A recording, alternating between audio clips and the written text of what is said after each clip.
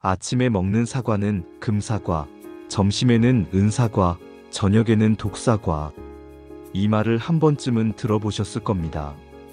하지만 우리는 이 말을 그저 오래된 옛말, 과학적 근거 없는 속설 정도로 여기며 저녁 식사 후 온 가족이 텔레비전 앞에 둘러앉아 무심코 사과를 깎아 먹곤 합니다.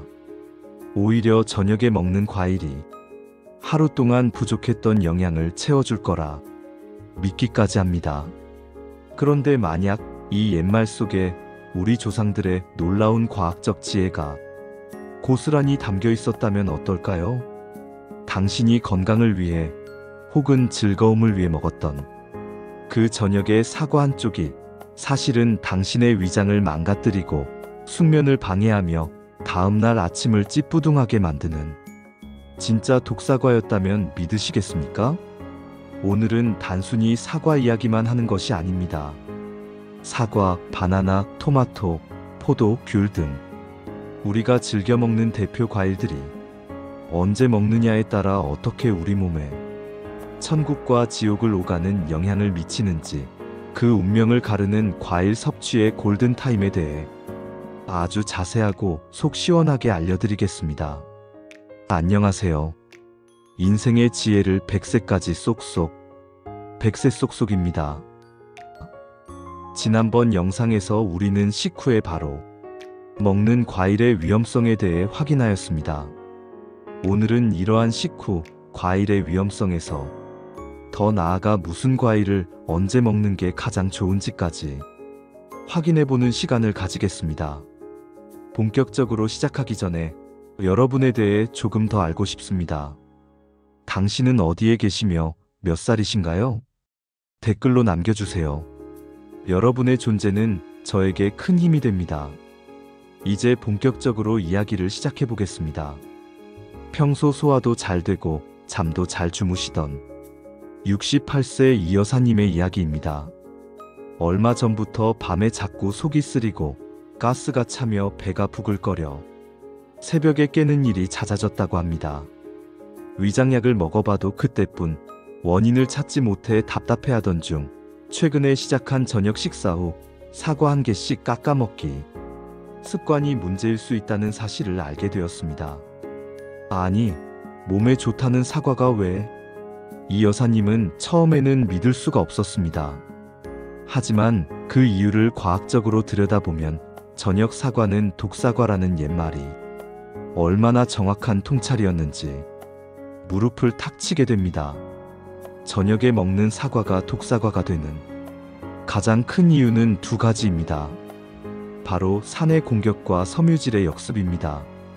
첫 번째 이유는 사과의 풍부한 유기산이라는 산성 성분 때문입니다. 물론 이 유기산 자체는 우리 몸의 피로를 풀어주는 아주 좋은 성분입니다. 문제는 언제 먹느냐에 있습니다. 낮 동안 우리가 활발하게 활동할 때는 우리의 위장도 함께 깨어 활발하게 움직입니다. 이때는 사과가 들어와도 위산과 잘 섞여 소화되는 데 큰 문제가 없습니다. 하지만 밤이 되면 우리 몸의 모든 기관은 활동을 멈추고 휴식 모드로 들어갑니다. 위장의 운동 능력도 현저히 떨어지고 위산 분비도 줄어들게 됩니다. 마치 퇴근 준비를 하는 사무실과 같죠. 바로 이때 산도가 높은 사과가 대량으로 위 속에 들어오면 어떤 일이 벌어질까요? 쉬려던 위는 깜짝 놀라 비상근무에 돌입합니다. 소화를 시키기 위해 억지로 위산을 과다 분비하게 됩니다. 이 과도하게 분비된 위산이 밤새도록 위벽을 자극하고 손상시켜 자고 일어났을 때 속이 쓰리고 더부룩한 증상을 만드는 것입니다. 심할 경우 식도로 위산이 역류하여 가슴이 타는 듯한 통증을 유발하는 역류성 식도염을 일으키거나 악화시키는 직접적인 원인이 될 수 있습니다. 두 번째 이유는 사과 껍질의 풍부한 불용성 섬유질 때문입니다. 물론 섬유질은 장 건강에 필수적인 아주 중요한 영양소입니다. 특히 사과의 섬유질인 펙틴은 아침에 먹었을 때 밤새 장 속에 쌓여있던 노폐물과 독소를 흡착하여 몸 밖으로 배출시키고 건강한 배변 활동을 시작하게 만드는 최고의 장 청소부 역할을 합니다. 그래서 아침 사과가 금사과인 것입니다. 하지만 이 장 청소부가 밤에 활동하면 문제가 달라집니다. 우리 몸 전체가 깊은 잠에 빠져 휴식을 취해야 할 시간에 섬유질이 장을 자극하여 억지로 활발하게 움직이게 만듭니다. 그 결과 자는 동안 배에서는 꾸르륵 소리가 나고 가스가 차며 배가 부글거리는 불편함을 느끼게 됩니다. 심지어는 장의 연동 운동 때문에 자다가 화장실에 가고 싶어져 잠에서 깨는 경우도 생깁니다. 결국 몸은 자고 싶은데 장은 깨어서 일하는 아주 부조화스러운 상태가 되어 우리가 그토록 원하는 깊은 잠, 즉 숙면을 심각하게 방해하는 것입니다. 다음날 아침 아무리 오래 자도 몸이 무겁고 찌뿌둥하게 느껴지는 가장 큰 원인 중 하나가 바로 어젯밤 무심코 먹었던 과일 한쪽일 수 있다는 사실, 정말 놀랍지 않습니까? 결론적으로 저녁에 먹는 사과는 잠자는 동안 푹 쉬어야 할 우리의 위와 장을 밤새도록 깨워서 강제로 노동시키는 고약한 감독관과도 같은 것입니다.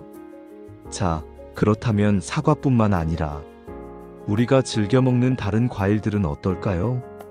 모든 과일은 저마다 다른 성질과 영양 성분을 가지고 있기 때문에 그 운명 역시 먹는 시간에 따라 금이 되기도 하고 독이 되기도 합니다. 지금부터 그 대표적인 과일들의 궁합을 하나씩 살펴보겠습니다. 앞서 말씀드렸듯이 사과는 아침에 먹을 때 그 진가가 100% 발휘됩니다. 사과의 펙틴 성분이 장을 깨끗하게 청소해주고 사과의 당분인 과당과 포도당은 밤새 고갈되었던 에너지를 뇌와 몸에 즉시 공급하여 하루를 활기차게 시작하게 만드는 최고의 천연 부스터입니다. 토마토의 핵심 성분인 붉은 색소 라이코펜은 현존하는 가장 강력한 항산화 물질 중 하나로 혈압을 낮추고 혈관을 튼튼하게 하며 전립선암 예방에 탁월한 효과가 있습니다. 이 라이코펜은 아침 식사 후나 점심때처럼 몸의 흡수율이 높을 때 먹는 것이 가장 효과적입니다. 단, 사과처럼 산도가 높기 때문에 아침 공복에 드시는 것보다는 식사 후에 드시는 것이 위장에 부담을 주지 않습니다. 점심 식사를 하고 나면 나른해지고 식곤증이 몰려올 때가 많죠. 이때 상큼한 귤이나 오렌지, 자몽 같은 감귤류 과일을 드셔보십시오. 풍부한 구연산이 우리 몸의 신진대사를 활발하게 만들어 피로 물질을 빠르게 분해하고 비타민C는 오후의 집중력을 높여줍니다. 또한 기름진 음식을 먹고 난 뒤 입안을 개운하게 해주는 효과도 탁월합니다. 키위에는 액티니딘이라는 특별한 단백질 분해 효소가 들어있습니다. 그래서 고기나 생선 같은 단백질 음식을 많이 드신 점심 식사 후에 키위를 먹으면 소화를 돕고 속을 편안하게 해주는 천연 소화제 역할을 톡톡히 합니다. 또한 혈당 지수가 낮아 당뇨가 있으신 분들도 비교적 안심하고 드실 수 있는 착한 과일입니다. 많은 분들이 바나나에 마그네슘이 풍부해서 밤에 먹으면 숙면에 도움이 된다고 알고 계십니다. 이것은 반은 맞고 반은 틀린 이야기입니다.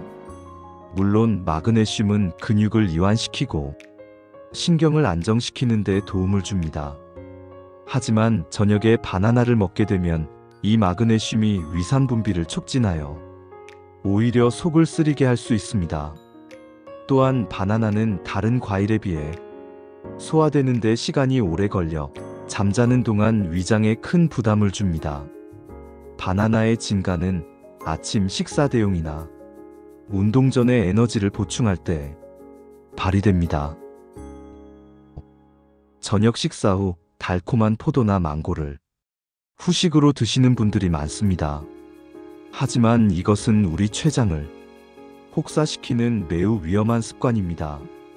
저녁 늦게 포도나 망고처럼 당도가 매우 높은 과일을 먹으면 혈당이 롤러코스터처럼 급격하게 치솟는 혈당 스파이크가 발생합니다. 이를 처리하기 위해 우리의 췌장은 비상사태에 돌입하여 과도한 양의 인슐린을 쥐어짜내야 합니다. 이 과정이 매일 밤 반복되면 췌장은 결국 지쳐서 제 기능을 잃게 되고 이것이 바로 당뇨병으로 가는 지름길입니다. 또한 밤에는 우리 몸의 에너지 소비가 적기 때문에 처리되지 못하고 남은 과일의 당분은 그대로 우리 뱃살, 즉 중성지방으로 차곡차곡 축적됩니다. 과일은 살이 안 찐다는 믿음은 큰 착각입니다. 최근 체리에 수면 호르몬인 멜라토닌이 들어있어 숙면에 좋다는 이야기가 많이 퍼져 있습니다. 하지만 이건 역시 오해의 소지가 있습니다. 체리에 멜라토닌이 함유된 것은 사실이지만 그 양이 매우 미미하여 수면에 직접적인 영향을 주기에는 턱없이 부족한 수준입니다. 오히려 자기 직전에 체리나 블루베리를 많이 먹게 되면 다른 과일과 마찬가지로 그 속에 든 산성분과 당분이 위장을 자극하고 장을 운동시켜 숙면을 방해할 수 있습니다. 자, 지금까지 과일별로 아침과 저녁에 운명이 어떻게 달라지는지 알아봤습니다. 이야기를 종합해보면 우리가 반드시 기억해야 할 과일 섭취의 대원칙이 나옵니다. 과일 섭취의 최고 골든타임은 바로 아침 식사 후 30분에서 점심 식사 1시간 전 사이입니다. 즉, 우리 몸의 신진대사가 가장 활발하고 에너지 소비가 많은 오전에서 낮 시간대가 과일의 좋은 영양분을 100% 흡수하고 에너지원으로 활용하기에 가장 이상적인 시간이라는 것입니다. 특히 식전에 먹는 과일은 포만감을 주어 식사량을 조절하는 데도 큰 도움이 됩니다. 반대로 우리가 반드시 피해야 할 최악의 섭취 시간은 저녁 식사 직후부터 잠들기 전까지입니다. 특히 잠들기 최소 3시간 전에는 모든 과일 섭취를 마치는 것이 나의 위장과 장, 그리고 췌장을 편안하게 쉬게 해주는 가장 현명한 방법입니다. 만약 저녁에 너무 과일이 먹고 싶다면 당도가 비교적 낮고 수분이 많은 배나 참외 한두 쪽 정도를 가볍게 드시는 것이 그나마 차선책이 될 수 있습니다. 우리는 지난번 영상에서 과일을 독이 아닌 진짜 보약으로 만드는 황금 시간은 바로 식전 30분에서 1시간 또는 식사와 식사 사이 공복 상태임을 확인하였습니다.